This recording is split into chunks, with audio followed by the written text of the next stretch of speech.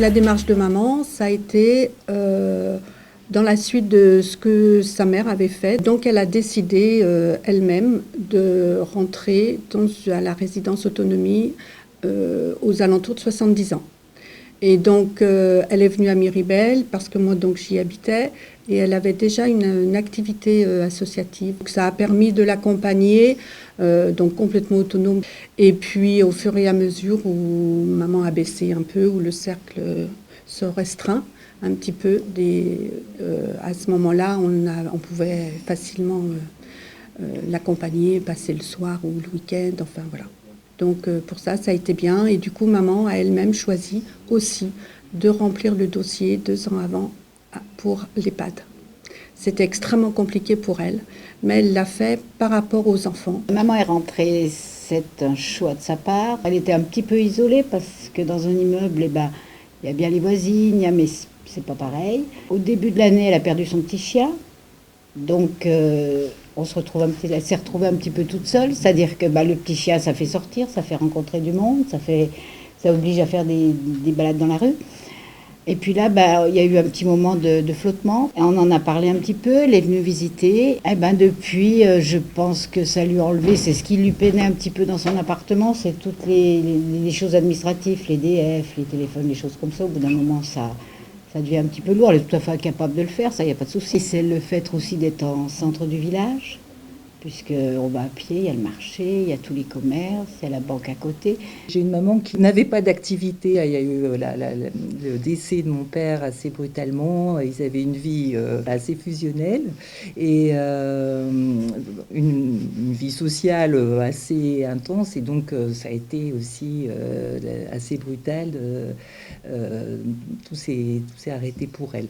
Le dossier à l'EHPAD a été fait déjà il y a 18 mois. Et qu'il fallait absolument le consentement, on va dire, de la personne.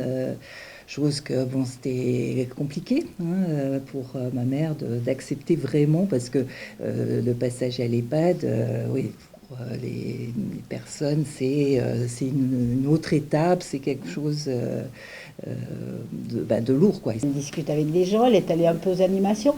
Ce qui est bien, c'est qu'elle y va quand elle a envie, en fait. Il y a quelqu'un qui est en permanence plusieurs après-midi ici. Et là, je crois que ça aurait aidé beaucoup maman effectivement à faire mieux connaissance avec les personnes. Elle a essayé de venir au Scrabble, de venir... Et en fait, elle ne s'est pas sentie accueillie, mais peut-être parce qu'elle avait du mal à s'adapter, peut-être parce qu'il faut se connaître. Et ça, je pense que ça a manqué. Alors, il y avait aussi la peur de la vieillesse, quand maman est très, très sensible. Donc, dès qu'il y avait quelqu'un qui était vraiment pas bien, elle est très vite perturbée. Il y avait des activités, déjà, il y avait quelques voyages, de proposer des choses comme ça. Mais maman ne s'y est pas du tout intégrée.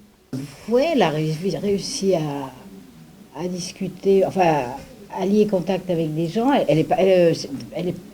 Elle dit qu'elle n'aime pas trop parler avec les gens, mais en fait, je m'aperçois que quand je l'entends parler, qu'elle discute avec des gens. Il y a eu un moment où elle s'est un peu obligée en se disant il faut que j'y aille, je vais me faire de moins en moins à manger, il faut que j'y aille le dimanche ou autre.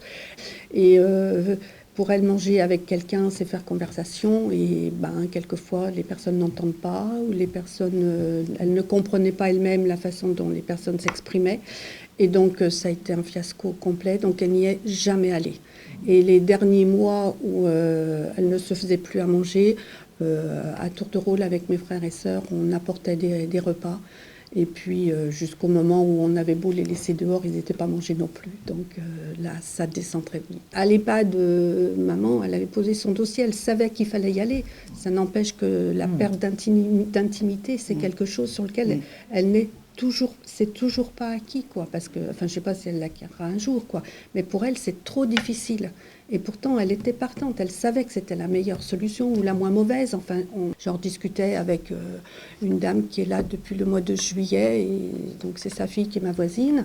Elle dit, oui, je suis passée d'un lit double à un lit simple. Je suis passée des choses comme ça quand on est veuf relativement récemment.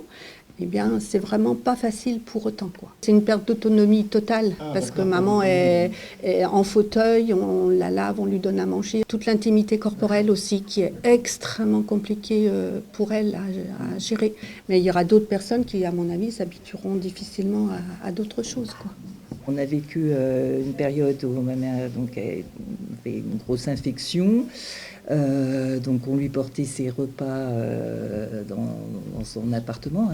Mais c'est vrai que du coup, là, on m'a renvoyé la responsabilité de son état médical. Avec, alors là, pour le coup, je me suis confrontée à la difficulté, le médecin traitant. Les services extérieurs, c'est moi là, qui étais en charge de faire la coordination, la différence justement de l'EHPAD. Est-ce que voilà, il n'y aurait pas plus à voir cette surveillance ou en tout cas cette coordination à avoir avec les familles, enfin insister un peu plus au niveau des familles. Nous on l'a vécu avec maman quand elle a eu un problème de dos, elle a été opérée. Donc effectivement pendant quelques temps, on nous a dit effectivement pendant 8 jours pour les repas ça va bien, mais après il faut trouver une solution. Mais enfin, moi j'ai pensé aussi que c'était un peu normal, quoi. Mais effectivement, je comprends bien. Enfin, les personnes qui n'ont pas d'enfants ou qui les enfants sont loin, quand il y a le gros pépin de santé, c'est effectivement compliqué. Un point très positif ici à la résidence, c'est qu'il y a vraiment cette volonté de continuer, de mixer aussi avec la vie extérieure. Oui. Et notamment aussi, et aussi un accueil. Je viens régulièrement avec mes enfants, mes petits-enfants. Et voilà, on a même participé une fois à une activité manuelle avec les petits-enfants. C'était vraiment une volonté de travailler, on va dire, sur le maintien des liens intergénérationnels et je trouve que c'est assez réussi. Il y a effectivement des passerelles d'activité entre l'EHPAD et la résidence autonomie. Et enfin, je trouve que c'est bien. C'est bien. Je vois, nous, là, je suis à la chorale de l'Académie de musique d'ici. Quelquefois, on vient chanter et on voit bien qu'il y a des personnes de la résidence qui vont sur le lieu du concert. Il y a aussi les résidents de l'EHPAD. Et ça, il y a un petit mélange quand même.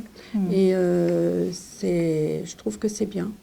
Il y a vraiment une volonté de la part du personnel de travailler davantage sur ces échanges. Je pense que parce que moi je vois ma mère à nouveau, elle est dans sa chambre à s'isoler et je pense que là encore s'il n'y a pas le personnel pour venir la solliciter, elle resterait complètement recluse. Bon. En même temps, elle me dit « je ne m'ennuie pas, ça me suffit ». Il y a vraiment cette volonté aussi de la part là, de l'établissement de susciter aussi des envies, mais en marquant quand même l'autonomie. Et quand elle a dit qu'elle venait dans une résidence, pour les gens, enfin pour beaucoup de gens à l'extérieur, même une résidence autonomie, c'est une maison de retraite. Quand elle a décidé de rentrer ici, elle disait en rigolant à mes enfants, enfin ses petits-enfants, « Ah ben je vais être qu'avec des vieux, voilà. » Mais bon, c'était une boutade, c'était pour rire, bref. Elle a dit au bout de 2 mois, finalement j'ai retrouvé faut prendre avec des guillemets, une place dans la société que j'avais plus dans mon appartement là-bas.